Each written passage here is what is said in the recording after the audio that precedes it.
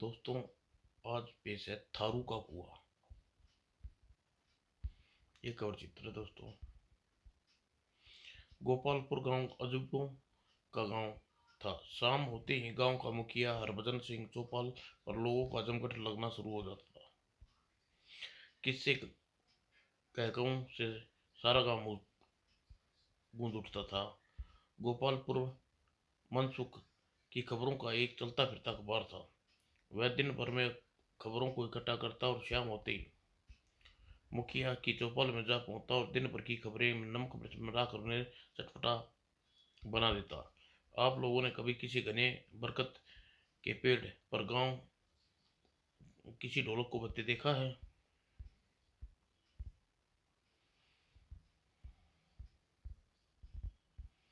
नहीं, नहीं देखा ना। मैंने भी नहीं देखा, पर सुना है, सुना जरूर है।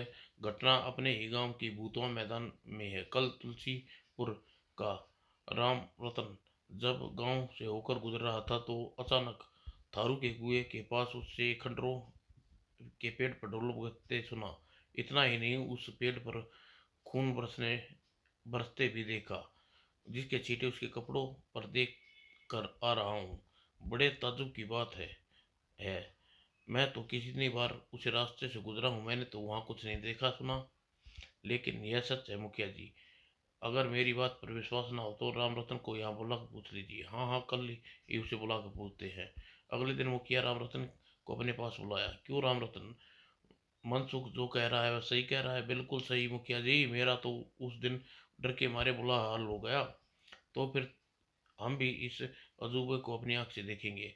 तो आज रात चलिए मेरे साथ, आप भी देख लेंगे रात को। हाँ मुखिया जी, अजूबे अक्सर रात को ही देखने को मिलते हैं। और उसी दिन रात को मुखिया अपने बंदूक लिए गांव के कुछ लोगों के साथ मुतुआ मैदान की ओर चल पड़े।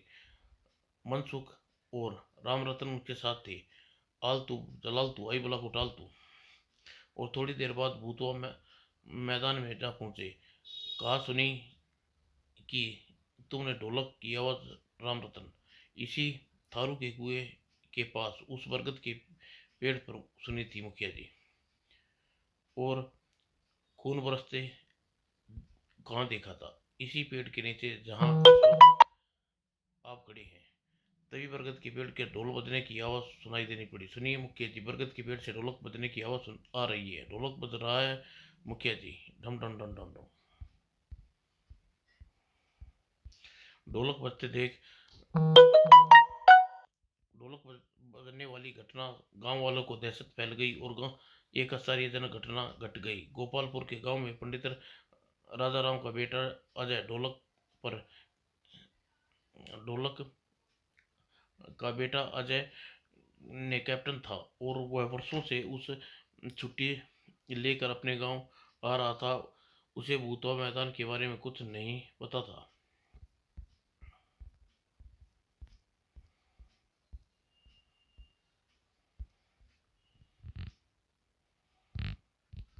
उसी शाम गंगू पेड़ की पर रोशनी डालकर देखो कौन पेड़ पर बैठा ढोलक बजा रहा है। जी मुखिया जी।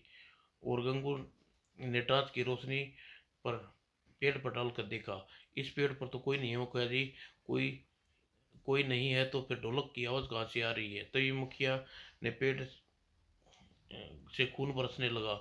सुन मुखिया, देख खून बरस रहा है। ओह, खून है मुखिया जी। खून की बूंद कपड़ों पर गिरते देख मुखिया जी भी आश्चर्य पड़ा। अजीब बात है, पहले ढोलक की आवाज आई, उसके बाद खून बरसने लगा। यह तो क्या तमाशा है? यह देख, यह कोई तमाशा नहीं मुखिया जी, भूतों की करामत लगती है। भागो वरना सब मारे जाएंगे। भूत का नाम सुनते ही सब लोग वहां से भाग खड़े हुए। भूत भूत भागो भागो। और ढोलक बजने की आवाज सुन बजने की आवाज बसने वाली घटना की गांव के लोग दहशत फैल गई। सभी लोग आश्चर्यजनक घटना और घट गई।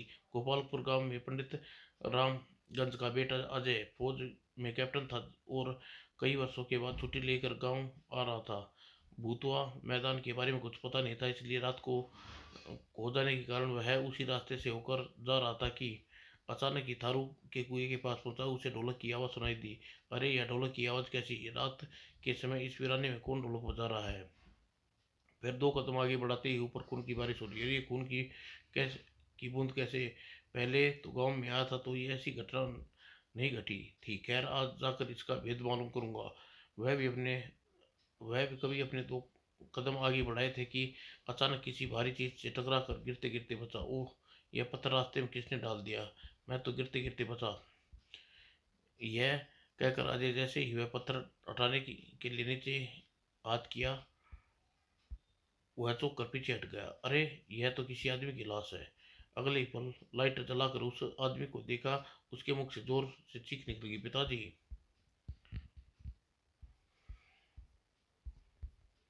पिताजी! अगले ही क्षण में लाश को इसी दिशा में छोड़कर गांव वालों को बुलाने तेजी से गांव की ओर भागा। कुछ ही देर वह भागता हुआ मुखिया के पास पहुंचा। मुखिया जी, चलिए जल्दी, थारू के कुएं के पास जाने किसी ने मेरे पिता की हत्या कर दी। पंडित जी की हत्या? और कुछ देर बाद ही थारू के कुएं के लोगों की अच्छी खासी भीड़ जमा हो गई। बेटे, बुरा न मानना, यह हत्या हत्या नहीं बल्कि भूतों का कारनामा है। नहीं मुखिया जी, यह हत्या है। आप इन भूत प्रेतों पर विश्वास करने लगे मुखिया जी? पहले नहीं करता था बेटा, जब से अपनी आंखों से यह घटना देखी तब से करने लगा हूँ। उप, यह कैसा अंधविश्वास है? तभी पुलिस जीप वहां आ गई। आइए इंस्पेक्टर साहब, देखिए भूतों ने एक और कारनामा। सब कुछ जानने के बाद भी लोग जाने क्यों इस रास्ते से होकर गुजरते हैं।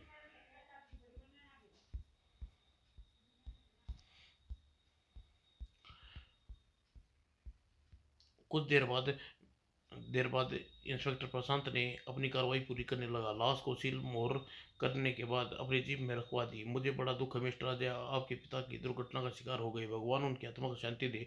लेकिन इंस्पेक्टर, यह दुर्घटना नहीं है बल्कि सीधी सादी हत्या है। मिस्टर अजय, आप कुछ आज बहुत दिन बाद गांव लौटे हैं, इसलिए आपको ये यहाँ के हालात का पता नहीं है। यहाँ भूतों ने बहुत आफत मचा रखी है। आपके पिताजी भी उसी का शिकार हुए हैं। इतना कहकर प्रशांत अपनी जीप लेकर वहां से चल दिया। अजय भी हताश होकर अपने घर लौट आया।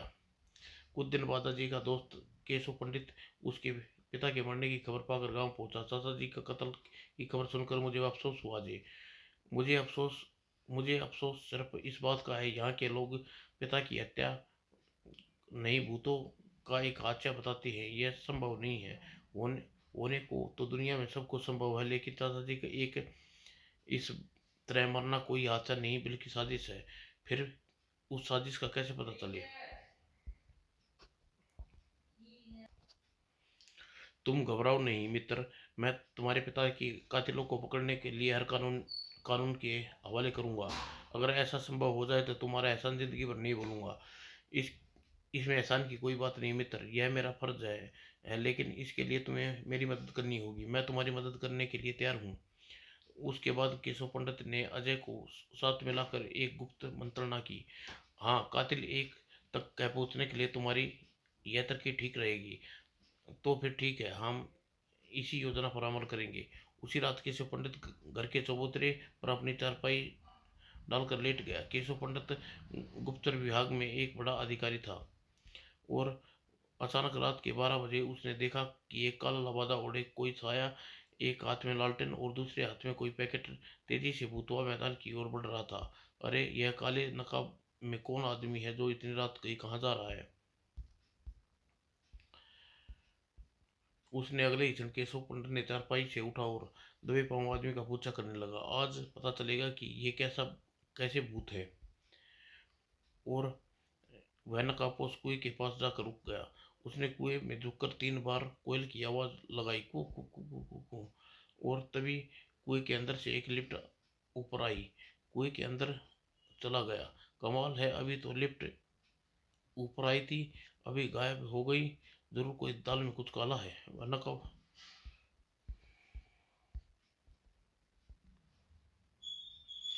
कुछ देर बाद में उसी लिफ्ट के सारे दोनों कपोस कुएं से बाहर निकले।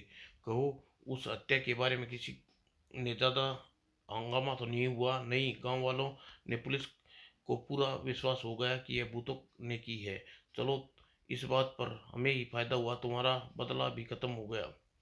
सो तो है, साला अपने आप को बड़ा तीस मार का समझता था। उसका बेटा फौज में था, खुद को अपने आप को फौजी समझने लगा था। अच्छा, अपने सरदार को की खबर मिली? अभी तक तो नहीं मिली। वैसे सुना है इस बार वह खुद माल लेकर आ रहा है। अच्छा, मैं चलता हूँ। इतना कहकर पहले वाला नकाबपोश वापस गांव की ओर लौट पड़ा। दूसरा नकाबपोश उसी लिफ्ट के सारे नीचे कुएं में समा गया। हूँ तो यह माजरा है। उस अगले दिन सुबह केशव ने रात वाली घटना अजय को बता दी। एक बात बताओ मित्र, तुम्हारे गांव पिताजी के गांव में किसी आदमी से दुश्मनी थी? किसी से नहीं, वह तो बहुत सीधे साधे स्वभाव के आदमी थे। इसका मतलब कि हमें किसी गांव के लोगों की जासूसी करनी होगी। इतना कहकर केशव पंडित वापस अपने शहर चला गया। और उस कुछ दिनों बाद उस गांव में न जाने कहां से साधुओं का एक दल आ पहुंचा, जिसने भूतों मैदान पर अपना डेरा जमा दिया। भैरव बैक बाबा, यही डेरा लगा तो बहुत शांति है। जी महाराज। और गांव के मुखिया जब उस साधु मंडली के अपने आने का पता चला तो वह अपने कुछ चमचों के साथ धनवेश बाबा के दर्शन करने के लिए चल पड़े। चलो हम भी देखें कितना पहुंचा हुआ साधु है। साधु के दल में कई युवा साधु भी थे। वे जब धनेश बाबा के डेरे में पहुंचे, महाराज गांव के मुखिया आपसे दर्शन के लिए आए हैं। जाओ उन सब मूर्खों को यहाँ भेज दो। अगले ही क्षण, आओ मुखिया, हमें मालूम था कि तुम यहाँ हमसे यही कहने आए हो कि अपना डेरा यहाँ से हटा लो, कर कहीं और लगा लें। कमाल है बाबा, मेरे मन की बात कैसे जान गए? यह जरूर कोई पहुंचे हुए साधु हैं। क्यों मुखिया, हमारी बात सुनकर सोच में पड़ गए? अरे मूर्ख, हम धन धनेश्वर बाबा है। हमें पता है तुम्हारे साथ ऐसा व्यक्ति भी आया है जिसने के मन में बहुत सारे भेद छपे हैं, इसलिए हम इस समय हमारी समाधि का है।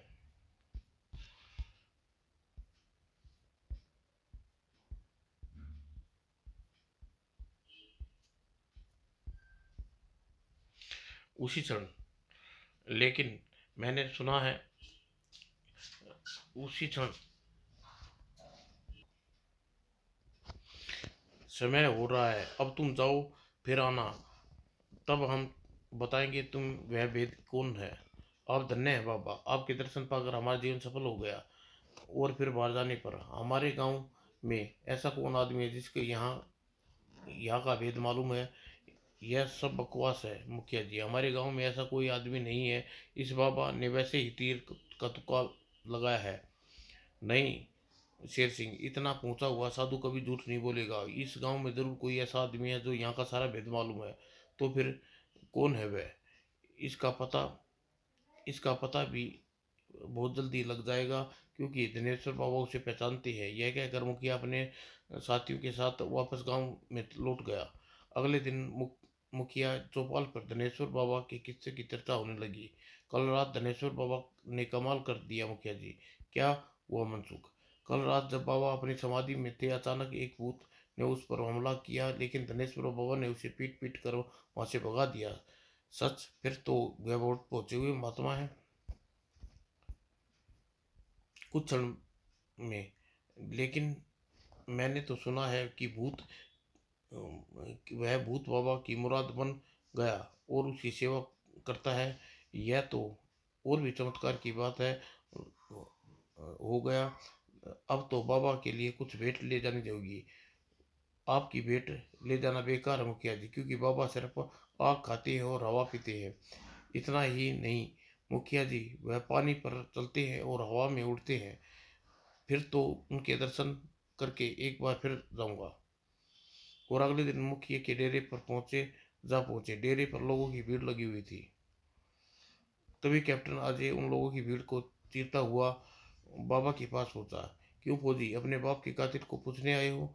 हाँ बाबा, आप तो अंतर्यामी हैं, बताइए कि मेरे बाबा का हत्या किसने की है?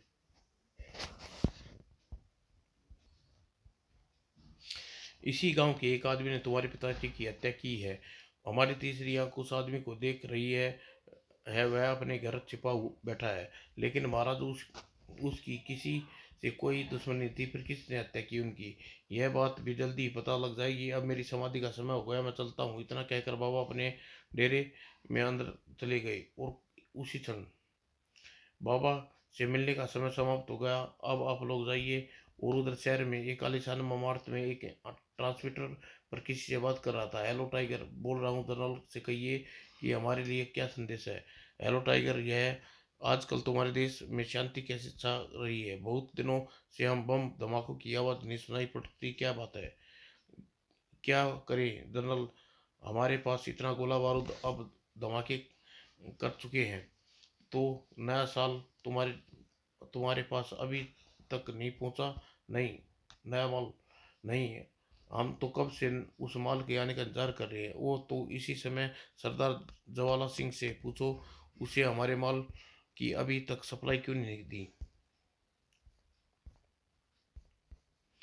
टाइगर, ज्वाला सिंह से संपर्क स्थापित किया। हेलो हेलो सरदार, मैं टाइगर बोल रहा हूँ। हेलो टाइगर, को क्या नई बात है? खबर क्या है? अभी अभी जनरल ने मुझे संदेश मिला है कि तुम हमारे लिए माल भेजने वाले थे, अभी तक क्यों नहीं भेजा क्यों नहीं? माल तो सारा तैयार है, पर इस जगह से हम नहीं निकाल सकते, ला सकते, मजबूरी है। ऐसी क्या मजबूरी है सरदार? पहले भी तो तुम्हारा माल वहीं से आता था। मजबूरी है कि उस जगह के चारों ओर महात्मा ने अपना डेरा डाल रखा है। वह बड़ा पहुंचा हुआ साधु है, इसलिए आसानी से वहां से नहीं हटेगा। आसानी से नहीं हटता तो उसे जबरदस्ती वहां से हटा दो, लेकिन हमारा माल सप्लाई करो। मैं इस सिलसिले में खुद वहां जा रहा हूँ, उसके बाद कोई फैसला करूंगा। और उसी चक्कर में गणेश्वर बाबा परेशान परेशान ने अपने डेरे में चक्कर काट रहे थे। बाबा, आप हमारे दर्शनों से हजारों आदमी आ चुके हैं, लेकिन आदमी आदमी नहीं आया जिसने हमें तलाश है। अगर नहीं आया तो अब उसकी किस्मत का दोष, लगता है वह भाग्य में हमारे दर्शन नहीं लिखे। तो फिर ऐसे कब तक डेरा डाले पड़े रहेंगे? और रघुपति रघुपति पाल ली, यहाँ से कूच करने की तैयारी करो। नाराज न हो चले, 2-4 दिन और देख ले हमें, उसके बाद अपना ताम धाम उठा लेंगे।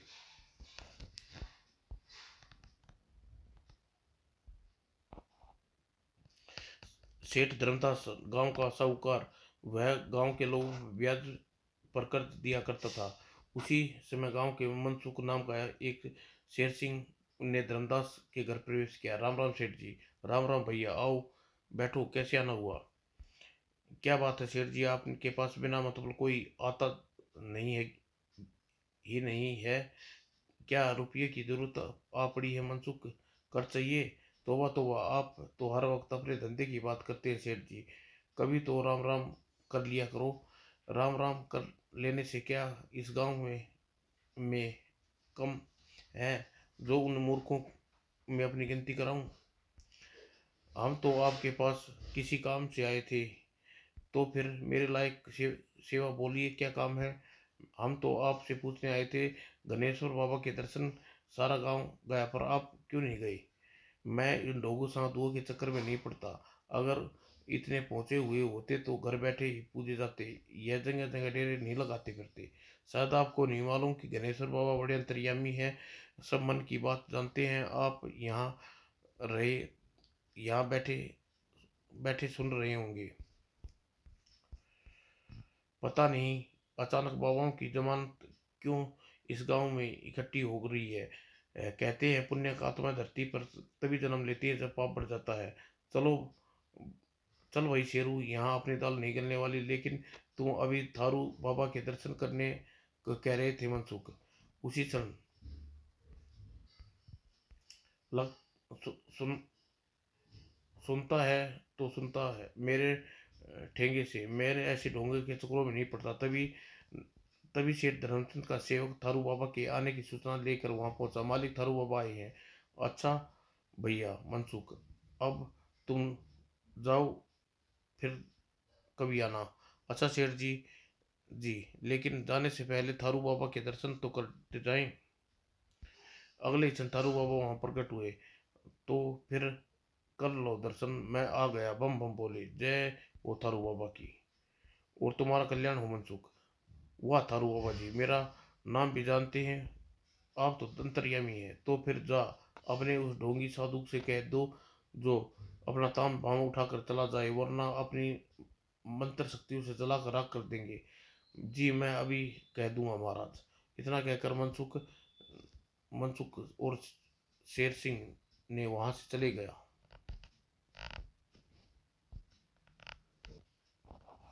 उन दोनों के जाने के बाद हमारे माल का क्या हुआ धर्मदास? उसे तुमने अभी तक पहुंचाया क्यों नहीं? अब क्या बताऊं बाबा, जब धनवेर बाबा यहाँ आए हैं मेरा सब काम चौपट हो गया है। कौन है यह धनेश बाबा? तुम्हें मालूम नहीं की नहीं किया?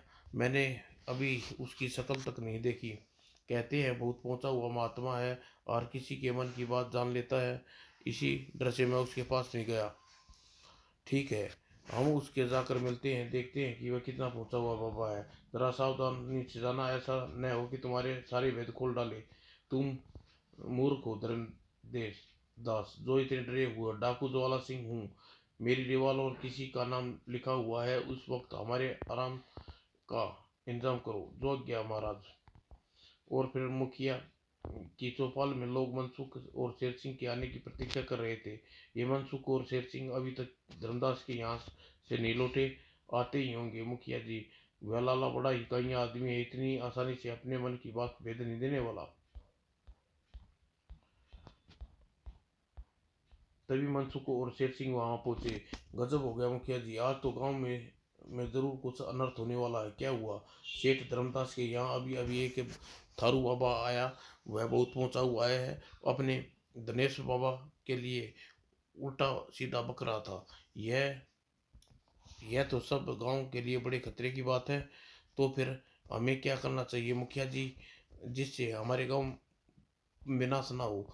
हम- हमें तुरंत धनेश बाबा से जाकर मिलना चाहिए। अब वही गांव की विनाश से बचा सकते हैं। चलो मेरे साथ। और इतना कहकर मुखिया अपने आदमियों के साथ धनेश बाबा के डेरे की ओर चल पड़े। वे सब वे सब लोग जब धनेश बाबा के डेरे पहुंचे तो उस समय धनेश बाबा समाधि में लीन थे। कहिए मुखिया जी, यह बेवक्त कैसे आना हुआ? हमें किसी वक्त बाबा से मिलना है, एक बहुत जरूरी काम है। लेकिन इस वक्त तो बाबा अपनी समाधि में है। अगर हमारा अगर हमारा बाबा से मिलना जरूरी है, वरना बड़ा अनर्थ हो जाएगा।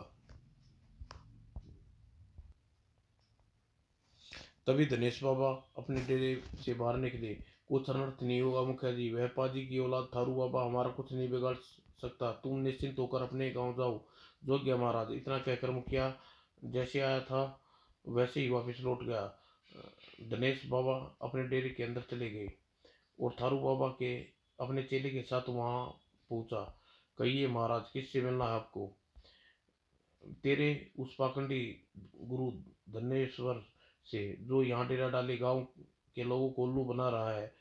जा उसे जाकर कहे थारू बाबा आए हैं। क्षमा करें, इस वक्त धनेश बाबा अपनी समाधि में है। आप किसी और वक्त आए। ठीक है, हम अभी एक लात मारू उसकी समाधि को भंग करता हूँ। इतना कहकर थारू बाबा डेरे में घुसने लगे। बैक ने उसे रोक लिया। ठहरिए महाराज, आप अंदर न जाए वरना अनर्थ हो जाएगा। अनर्थ होता है तो हो जाए, लेकिन थारू बाबा मन में जो ठान लेते हैं उसे पूरा करके छोड़ते हैं। उसी क्षण दिनेश बाबा डेरे से बाहर निकल आए। बोलिए पाकी डाकू, तू हमसे क्या चाहता है? हम तेरे सब इच्छा पूरी कर सकते हैं। डाकू, इसको मेरे बारे में कैसे पता चला? मैं डाकू हूँ।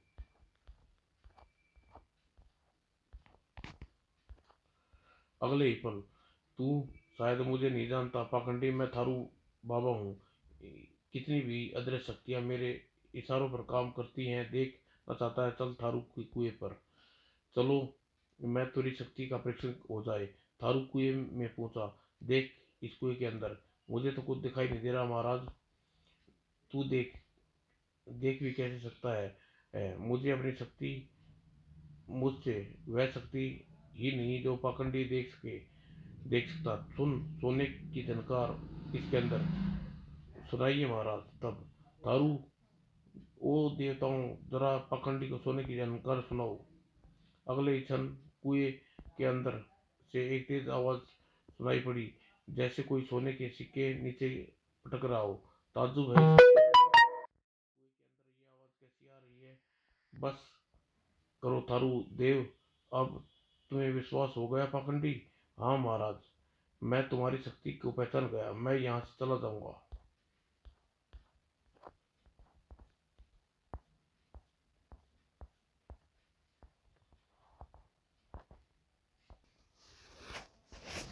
और उसी रात दिनेश बाबा अपने चेलों के साथ वहां से कूच करे। अगले दिन सुबह जब गांव लोगों को दिनेश बाबा चले जाने की खबर मिली, देखो मुखिया जी, मैं पहले कहता था थारू के कुएं में भूतों का वास है, मुझे तो वह दिनेश बाबा का कोई ढोंगी लगता था, इतनी जल्दी डर कर भाग गया थारू से।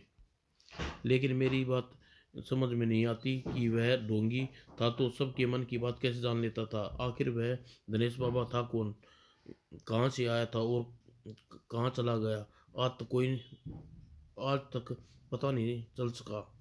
खैर, आगे देखते हैं क्या होता है।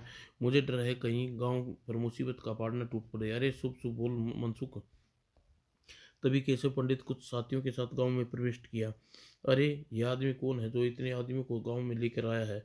यह तो कोई फौजी का दोस्त मुखिया है जो एक बार पहले भी गांव आ चुका है। पता नहीं पंडित जी, यह फौजी का बेटा गांव में क्या कुल खिला रहा है?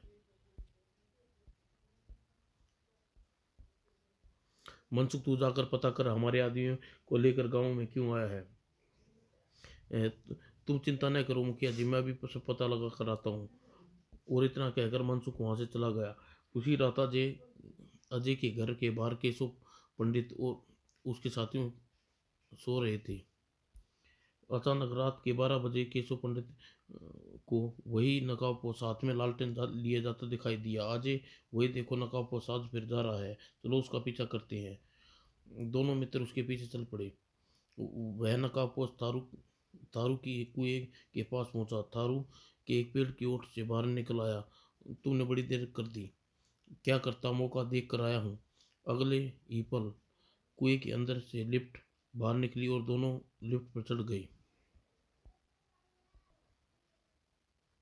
दूसरे ही क्षण लिफ्ट कुएं के अंदर चली गई। तुम्हारी कुछ समझ में आया जे?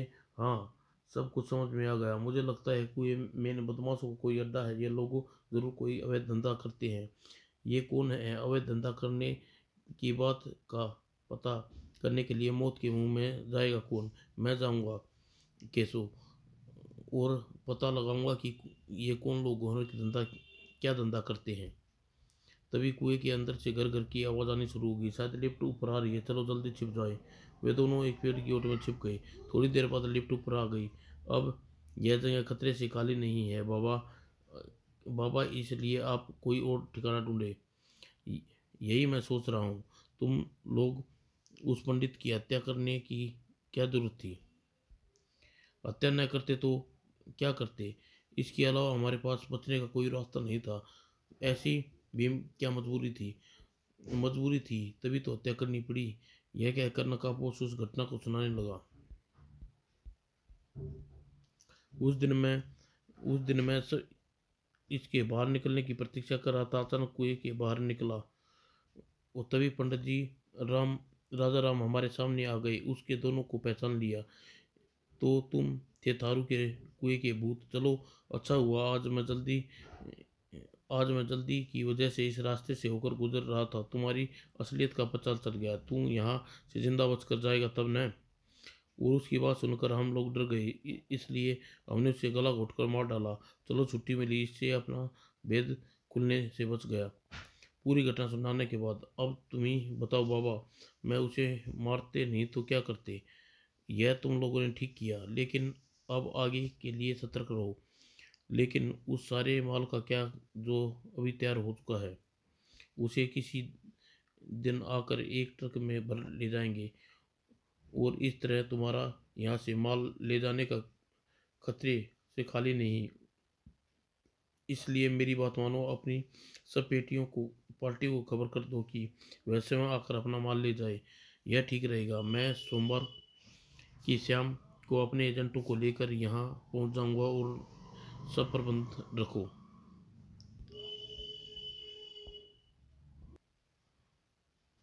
तुम उनकी चिंता न करो, हम उन सब का स्वागत का इंतजाम रखेंगे। तो फिर मैं चलता हूँ, सोमवार को आऊँगा। इतना कहकर से चल थारू बाबा वहाँ से चला गया। दूसरा नकाबपोश हमें लिफ्ट द्वारा कुएं के अंदर चला गया। मेरे विचार से मौका अच्छा है, हम मौके अजय हमें मौके की इस नकाबपोश को दबोच लेना चाहिए। तो फिर देर तो फिर देख देख क्या रहे हो, जल्दी पकड़ो उसे, कहीं भाग न जाए। और फिर उस इससे पहले कि नकाबपोश कुएं से हटा, दोनों मित्रों ने उसके पीछे से दबोच लिया। बचकर कहाँ जाएगा बच्चों, सीधी तरह चुपचाप हमारे साथ चल, वरना तुम्हें गोली मार देंगे। और कौन हो तुम, मुझे क्यों क्यों पकड़कर कहाँ ले जा रही हो? तेरे घर, तेरी खातिर करने। वे दोनों मित्र नकाबपोश को पकड़कर अपने घर ले आए। और घर पहुंचकर जैसे नकाबपोश का नकाब उतारा, चौंक गए। कौन, धर्मदास? ओह, यह ओह, तो क्या तुम इस आदमी को जानते हो? अजय, यह कौन है? यह गांव का साहूकार है, इसका नाम धर्मदास है, और काम के सारे धर्म अधर्म के करता है। ओह, तो यह वह धर्मदास है जिसके धनेश्वर बाबा के ढोंगी और पाखंडी कहा था।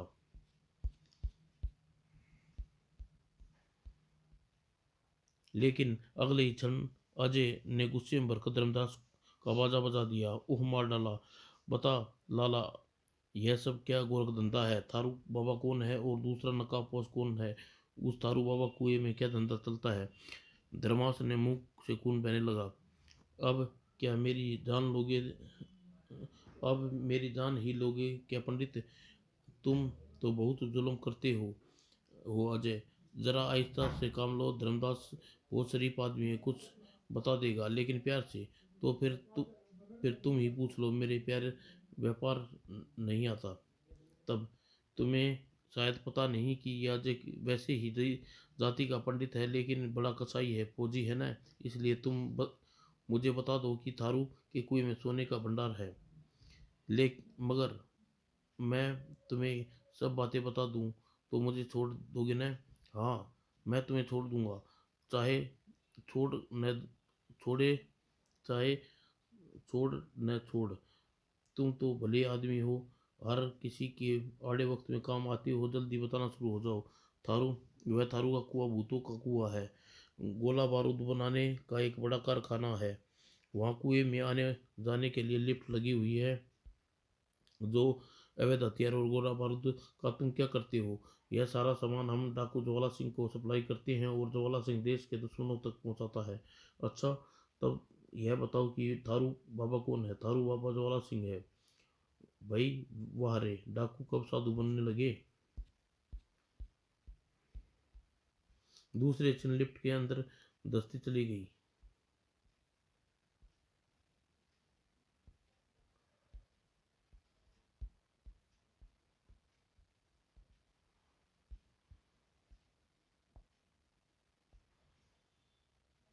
एक प्रश्न और धर्मदास जी, यह ढोलक बजने और खून बहाने का क्या रहस्य है?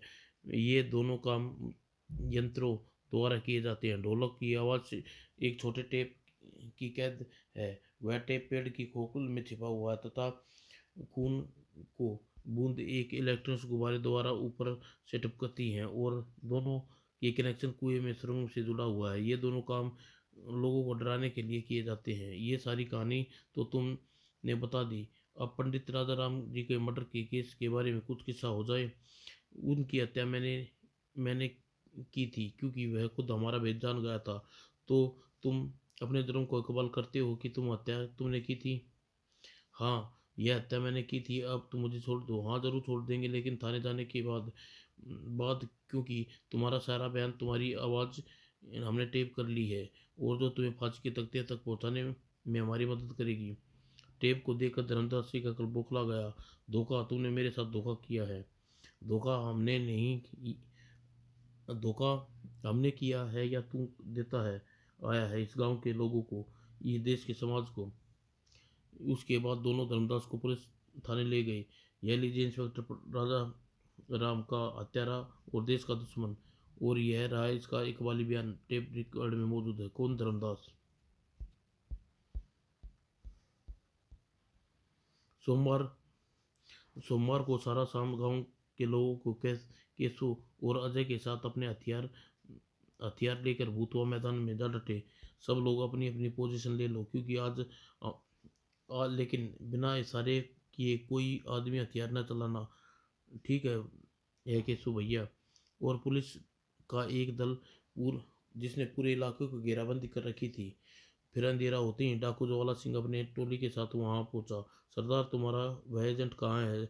तुम तो कह रहे थे कि वह हमें भूतवा मैदान में खड़ा मिलेगा। तो इसे झूठ तो इसमें झूठ क्या है? मैंने यह देखो, तारू के कुएं के पास खड़ा है। वो सारा इल्ज़ाम पूरा हो गया है धर्मदास। सब इंतजाम है सरदार। सिर्फ आपके अंदर पहुंचने की देर है। लेकिन सरदार, तुम कहते थे कि तुम सारा माल विदेशी एजेंटों को सौंपते हैं वो, लेकिन ये सब लोग तो तुम इसी देश के हैं। तो इसमें तुम्हें क्या फर्क पड़ता है? गोला बारूद चलना चाहिए, चाहे हमारे देश के लोग पर चले या विदेशी लोगों पर। हम लोग तो जंग के पुजारी हैं, तुम दौलत के। तुम्हें दौलत चाहिए, चाहे माँ का कफन बेचकर मिले या भाई के खून बहा बेचकर। तुम्हें जंग और अमन में क्या लेना देना? तुम सचमुच एक डाकू हो। तुम्हें अपना जमीर बेच डाला। लेकिन मैंने अपनी जमीर को नहीं बेचा ज्वाला सिंह।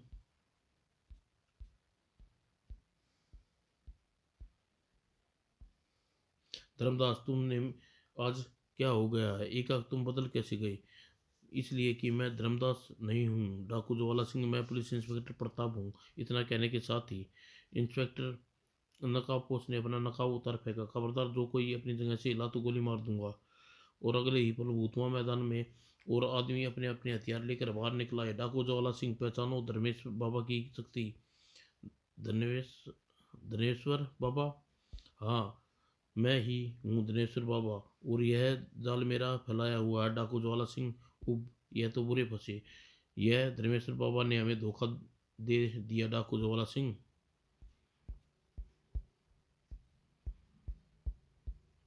वह बेचारा यह बेचारा क्या धोखा देगा तुम्हें? वह धोखा खुद खुद धोखे धोखे में आ गया। इंस्पेक्टर, गिरफ्तार कर लो इन सबको। ओके। और अगले ही पल इंस्पेक्टर प्रताप ने उनके साथ में हथकड़ियाँ डाल दी। हवलदार, इन्हें ले चलो और सबको पकड़े कर थाने। Okay sir. डाकू को पकड़े जाने के बाद मेरी मेरी एक बात समझ में नहीं आई कि केशव पंडित अपने धर्मेश्वर बाबा के रूप में धारण क्यों किया इस गांव के लोगों का भेद लेने के लिए। मुझे शक था कि पंडित राजा राम की हत्या गांव के किसी आदमी का हाथ है। तो फिर दूसरे की मन की बात आप कैसे जान लेते थे? मैंने वैज्ञानिक से और कुछ जासूसी करवा कर इन बातों का पता लगा लेता था। तो फिर आप इस थारू बाबा से डर कर क्यों भाग गए? मैं भागा नहीं था, बल्कि अपने इसका पता लगाने के लिए मैंने एक चाल चली थी, ताकि तुम लोग बेफिक्र हो जाओ। और अगले दिन जब केशव उस गांव में जाने लगा, "म, अब मैं तुम्हारा किन शब्दों में शुक्रिया अदा करूं दोस्त? तूने मेरे पिता के कातिल को पकड़वा कर मुझे मेरे वचन की लाज रख ली। इसमें शुक्रिया अदा करने की क्या बात है मित्र? मुझे तो सरकार की तरफ से थारू बाबा को कुएं के भेद मालूम करने के लिए नियुक्त किया गया था। और यह एक इत्तेफाक था कि तुम्हारे पिता की हत्या हो गई, इसलिए दो काम एक साथ निपटाने पड़े। तो क्या सरकार ने आपको थारू के कुएं का रहस्य के लिए भेजा था? जी मुखिया जी। और कोई ढोलक बजानी और खून बरसाने की। अब मुझे इजाज़त दीजिए, नमस्ते। धन्यवाद आप लोग भी जो अपने जानों पर खतरे को में डालकर दूसरे की जान बचाते हैं। इसी का नाम सेवा है। आप हमें बहुत याद करेंगे केशव पंडित, यही मेरा पुरस्कार है। समाप्त दोस्तों।